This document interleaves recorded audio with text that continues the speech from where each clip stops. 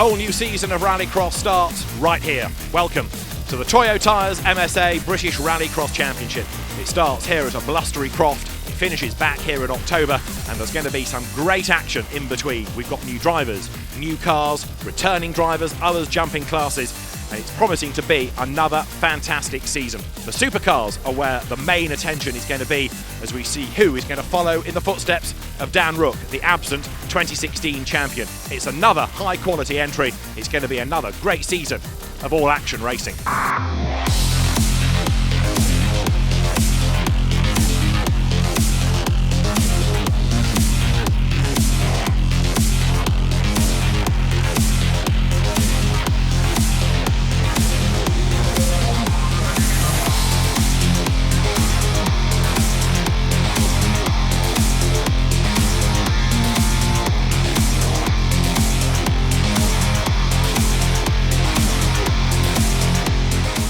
Let's have a look at the Croft Circuit, the venue for this opening round. 6 right-handers, 2 left, 60% tarmac and 40% gravel, including a long drag down to the first corner, and that always produces plenty of drama. This could well be the race of the day, the opening round of the MSA British Rallycross Championship, the final for the Supercars. Warren Scott, Kevin Proctor and Nathan Heathcote, row 1. Oliver Bennett, Julian Godfrey on the second row. Ollie O'Donovan, Jake Harris and Mad Mark Watson, row 3. Waiting for the lights to blink green. Engine notes rise, we're racing, who makes the best start? It's not Proctor. Warren Scott makes a good getaway, but Proctor is losing places on the way down towards Clermont. Warren Scott has the advantage, but Nathan Heathcote goes round the outside of him. Fantastic move. Nathan Heathcote comes out in front, Scott second, Godfrey third, and Kev the Rev. Kevin Proctor is only fourth. Warren Scott straight away tries to tighten the line and get up the inside of Heathcote, and there's drama at Hawthorne, lots of smoke, lots of dust, somebody's gone off the road. Well, Proctor is okay, he survives, but he's got work to do, but Nathan Heathcote leads the pack then. Second is Warren Scott, Julian Godfrey third as they come down to the hairpin, Kevin Proctor fourth then. Ollie Bennett fifth, Ollie O'Donovan is sixth. It may well have been Harris that had the moment, but the two race leaders together power their way over the line. Nathan Heathcote leading at the end of lap 1 from Warren Scott, and then Julian Godfrey in third place. Heathcote started the day with a race win in his first qualifying run. Can he round the day out with a win in the final? We've got 2 rookies to Supercars, first and second, Heathcote and Scott, but Warren Scott has not given up, that is for sure. On board with Proctor, he's running fourth here. Across the loose they come. So 2 different sorts of Citroens, first and second. Nathan Heathcote leading the way, Warren Scott second. C4 ahead of DS3, and Scott picks up a marker tyre. He's slow, coming through the hairpin. Julian Godfrey closes, and then he suddenly hesitates, and Kevin Proctor gets up the inside. Elbows out, Proctor tries to force a way through, but Warren Scott is delayed, he's off the road, and Proctor passes him. Godfrey's going to be second, Proctor is third and sideways. Warren Scott down to fourth. Wonderful racing this, and we're not done yet because Proctor is chipping his way up and up and up the order.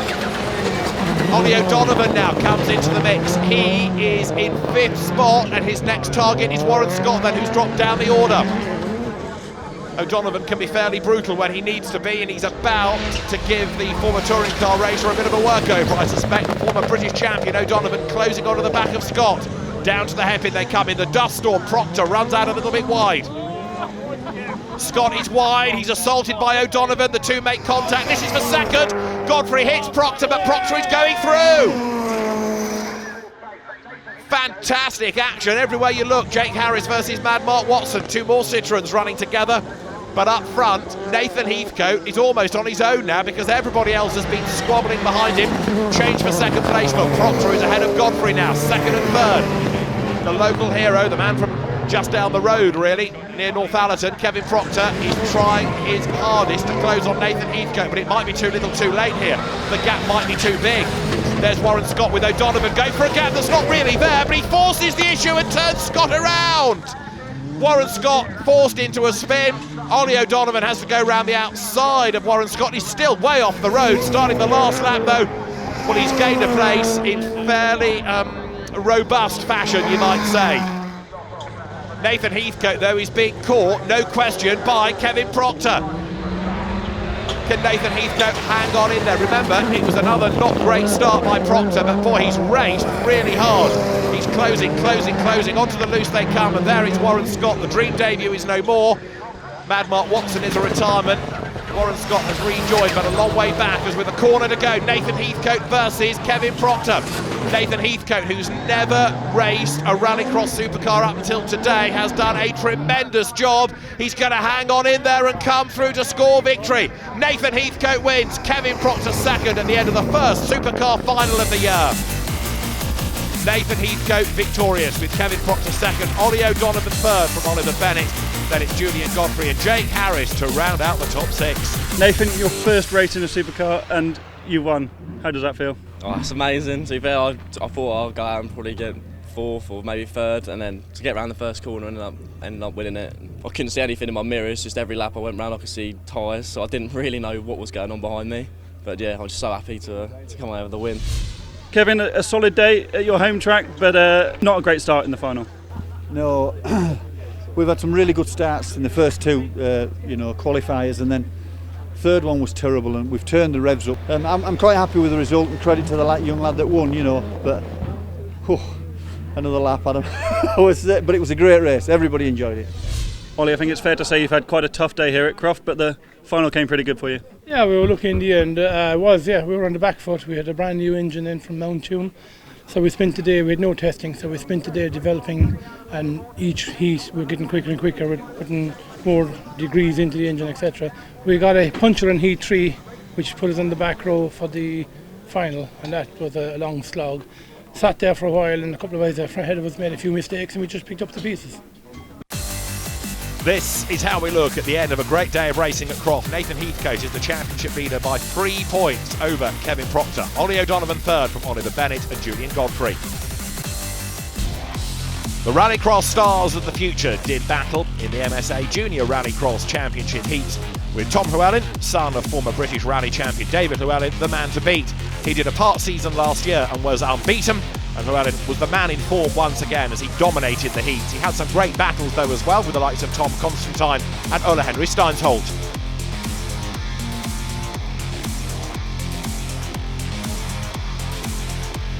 At the end of qualifying, Llewellyn it was the fastest and the best of the lot, with Constantine and Steinsholt the opposition. Tom, you did selected events last year and won them all. You're coming back for a full campaign. What are your plans? Yeah, Dad, we're coming back for a full championship and hopefully get a championship win, and here to have fun and enjoy it. You've gone well this morning here at Croft. You won here last year. Is that knowledge helping you? Yes, definitely. Knowing the lines of the track and experience of the circuit before.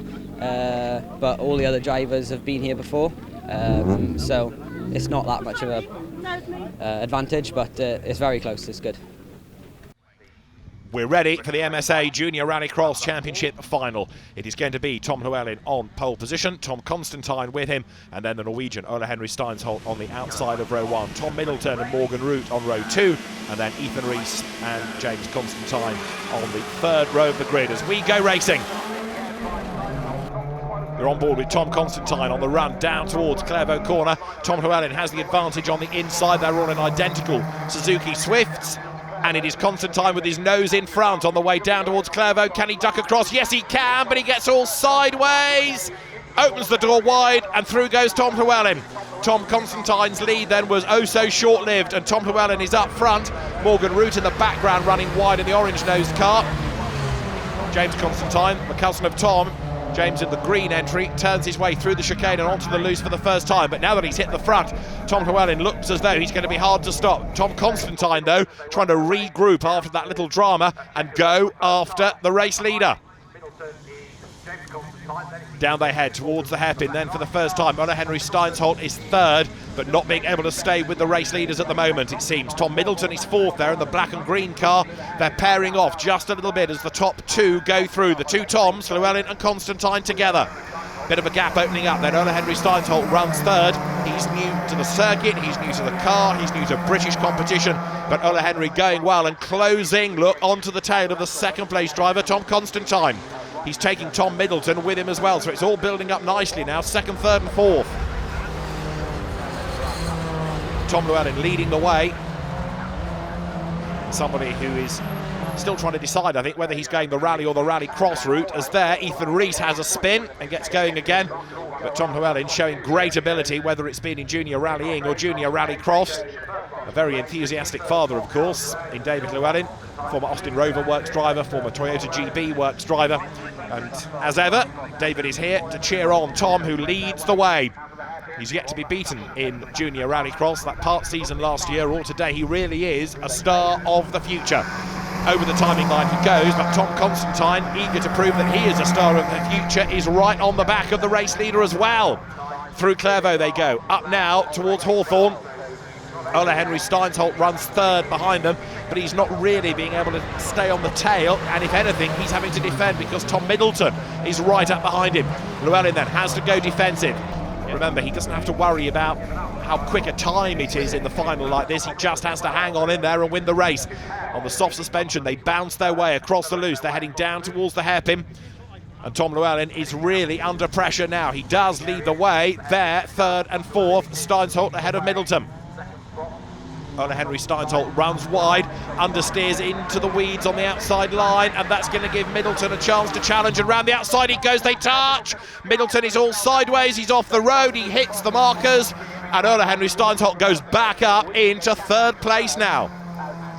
Meantime, the two race leaders, the two Toms, turn their way up around Hawthorne this time around. Llewellyn looking as though he's got the measure here of Tom Constantine, but only just, because whatever Constantine tries to do, Llewellyn seems to have the answer. They're turning their way now onto the loose once more. There is Ethan Rees at the back of the pack. Delayed early on after his spin, but Ethan makes his way towards the end of the race as the race leaders are heading down towards the hairpin. Tom Llewellyn it is who leads the way. Tom Constantine shadowing his every move, but he just can't find a way of unseating the race leader. Through they come together now. Once more, across the loose, back towards the tarmac, onto the last lap they go. It is looking good for Tom Llewellyn as there Morgan Root turns his way through. Race leaders together, they work their way now up around the right-hander of Hawthorne.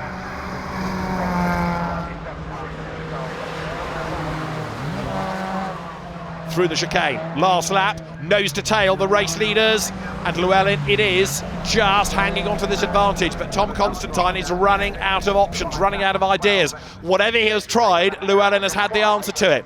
Here they come again across the loose section of circuit. Tom Constantine throwing everything at the race leader. Ola Henry Steinsholt looks good for third, perhaps a little frustrated that he's never really been able to stay on the tail of these two.